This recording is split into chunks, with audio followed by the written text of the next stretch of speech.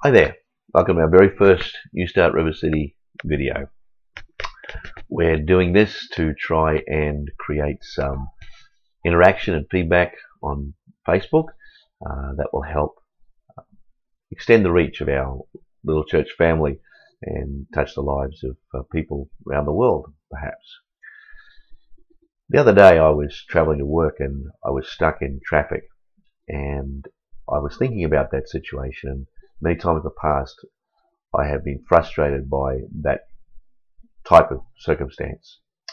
You know how it is when you're sitting in traffic and somebody pushes in front of you, and or they drive up on the inside lane that's running out, and they push into your lane when you would had just as much right to be there as what they did, in fact perhaps even more, because you were there first, and how easy it is to get frustrated in that situation.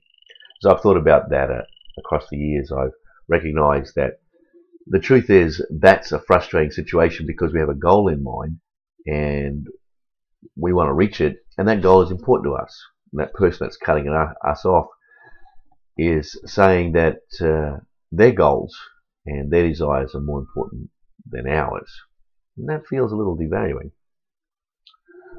As I sat there in that traffic that day, I recognized that I wasn't getting particularly frustrated. In fact, as I thought about it, I thought, there's not a lot of difference between sitting here and sitting at home in an easy chair with a cup of coffee. And in fact, I had a cup of coffee sitting right next to me. It was in one of those safety cups, so everything was good and in order.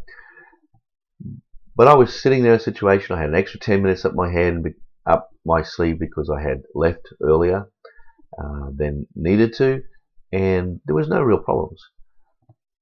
I thought about that and how that represented a change for me across the years.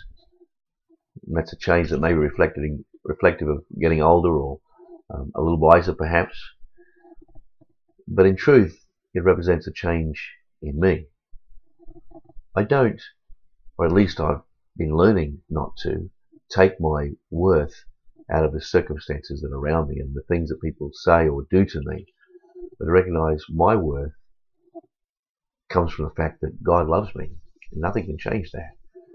And as I've rested in that truth more and more, I've noticed that the very way of thinking has changed.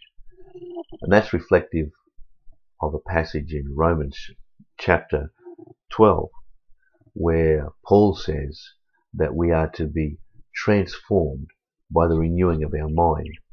He says we're not to be stuck in the pattern of this world, but to be literally changed in the way we think.